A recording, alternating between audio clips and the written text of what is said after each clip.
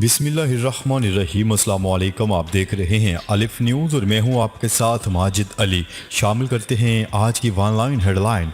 तुर्क सदर रजब Tayyip Erdogan की वार्निंग, सख्त तरीन जवाब देने का ऐलान। तुर्क सदर रजब तैयब एर्दोगान ने ऐलान किया है कि शाम में तुर्क फोर्सेस पर हमलों पर सख्त तरीन जवाब दिया जाएगा। तुर्क मीडिया के मुताबिक मीडिया से बातचीत करते हुए तुर्क सदर रजब तैयब एर्दोगान का कहना था कि अमेरिका शाम में दहशतगर्द तंजीमों की पुष्टपनाही कर रहा है। शाम में अपनी सिक्योरिटी फोर्सेस पर हमले बर्दाश्त नहीं करेंगे। इन हमलों का जवाब जरूर दिया जाएगा और इस बार तुर्की सख्त तरीन जवाब देगा।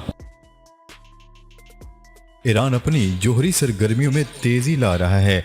शहजादा फैसल बिन फरहान, सऊदी वज़ीर ख़ारजा शहजादा फैसल बिन फरहान ने मीडिया से बातचीत करते हुए कहा है कि 2015 के जोहरी मुआहिदे में वापसी की कोशिश के दरमियान ईरान अपनी जोहरी सरगर्मियों में तेजी ला रहा है और खित्ते को इंतहाई खतरनाक जगह बना रहा है। न्यूज़ रिपोर्ट के मुताबिक सऊदी वज़ीर ख़ारजा ने अमेरिका के दौरे के दौरान इलाकाई पेशरफ्त पर वाशिंगटन में न्यूज़ कॉन्फ्रेंस की है। उन्होंने अमेरिकी वज़ीर ख़ारजा एंथनी ब्लिंकन से मुलाकात की थी। शहजादा फैसल बिन फरहान ने कहा है कि सऊदी अरब और ईरान के दरमियान मुज़ाकरात खुशगवार रहे हैं, लेकिन इसमें खातिर ख्वाह पेशरफ्त नहीं हुई। बांग्लादेश में हिंदुओं को हमलों का सामना करना पड़ सकता है। शेख हसीना वाजिद। बांग्लादेश की वज़ीर आज़म शेख हसीना वाजिद का कहना है कि भारत में मजहबी मुनाफरत के वाक़यात का पड़ोसी ममालिक पर असर पड़ता है, जिसकी वजह से बांग्लादेश में रहने वाले हिंदुओं को हमलों का सामना करना पड़ सकता है। गैर मुल्की खबरसां इदारे की रिपोर्ट के मुताबिक भारत में बढ़ती हुई मजहबी तकसीम पर रद्द-ए-अमल देते हुए उन्होंने कहा है कि भारत यकीनी बनाए कि मजहब की बुनियाद पर लोगों को तकसीम न किया जाए। शेख हसीना वाजिद ने भारत को वाज़ेह किया है कि वो शरपसंदों के साथ सख्ती से पेश आए। वहाँ ऐसा कुछ नहीं होना चाहिए जो हमारे मुल्क को मुतासर करे और हमारे मुल्क में हिंदुओं को मुश्किलात का सामना करना पड़े।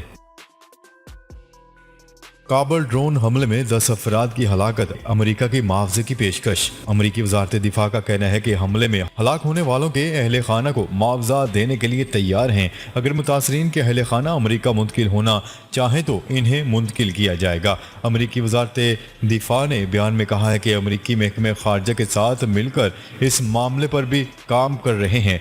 अमेरिका ने काबल में ड्रोन हमलों में दाइश के दहशतगर्दों की हलाकत का दावा किया था, ताहम हमले में कोई दहशतगर्द हलाक नहीं हुआ था। मरने वाले तमाम अफराद आम अफगान शहरी थे, जिसमें बच्चे भी शामिल थे। अमेरिका ने हमले में मासूम अफराद की हलाकत पर माजरत करते हुए गलती का एतराफ़ किया था। आलमी मंडी में खाम तेल की कीमत 3 साल की बुलंद तरीन सतह पर आ गई। न्यूज़ रिपोर्ट के मुताबिक आलमी खबरसा एजेंसी के हवाले से बताया गया है कि खाम तेल की कीमत बढ़कर $85 फी बैरल हो गई। अक्टूबर 2018 के बाद से अब तक की सबसे ज़्यादा कीमत है। बरतानवी खबरसा एजेंसी की रिपोर्ट के मुताबिक अमरीकी खाम तेल की कीमत भी 1% इजाफे के बाद $82 फी बैरल तक पहुंच गई है। माहिरीन के मुताबिक आलमी वबा करार दिए जाने वाले कोरोना वायरस की पाबंदियों में नरमी के बायस खाम तेल की तलब में इजाफे की वजह से तेल की फराहमी मुतासर होने के भी खदशात हैं।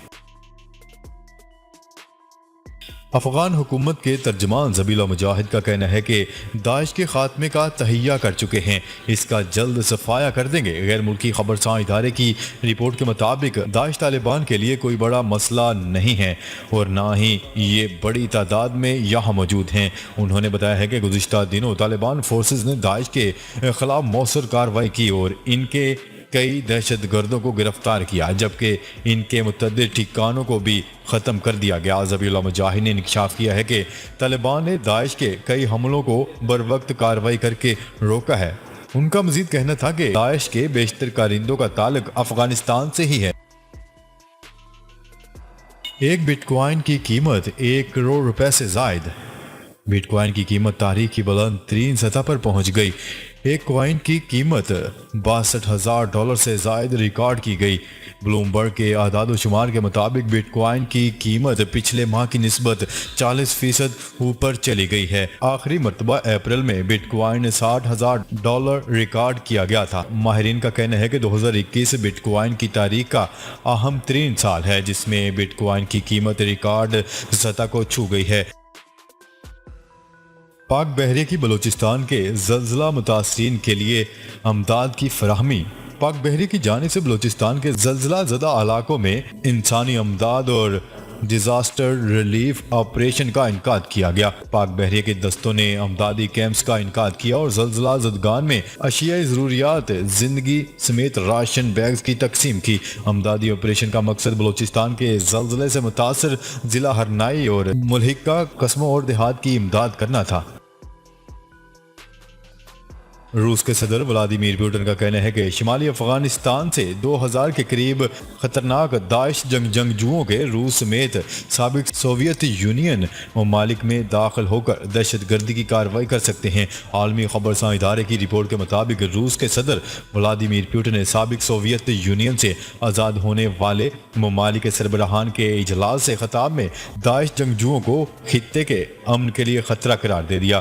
ولادیمیر پوٹن نے اس بات پر تشویش کا اظہار کیا ہے کہ شام اور عراق سے تعلق رکھنے والے 2000 کے قریب داعش کے خطرناک جنگجو شمالی افغانستان سے فرار ہو چکے ہیں۔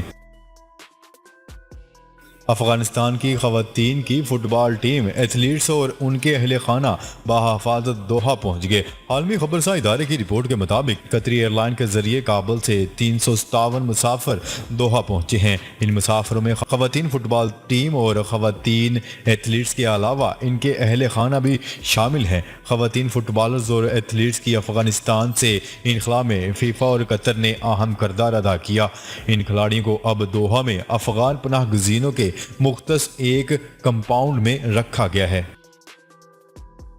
وائٹ ہاؤس نے غیر ملکیوں کو خوشخبری سنا دی۔ وائٹ ہاؤس نے غیر ملکیوں کو خوشخبری سنائی ہے کہ مکمل ویکسینیٹڈ غیر ملکی 8 نومبر سے امریکہ میں داخل ہو سکتے ہیں۔ تفصیلات کے مطابق وائٹ ہاؤس نے جمعے کو ایک بیان جاری کرتے ہوئے کہا ہے کہ وہ غیر ملکی وزٹر جنہوں نے کووڈ-19 کے خلاف مکمل ویکسینیشن کروا لی ہے وہ 8 نومبر سے امریکہ کا سفر کر سکتے ہیں۔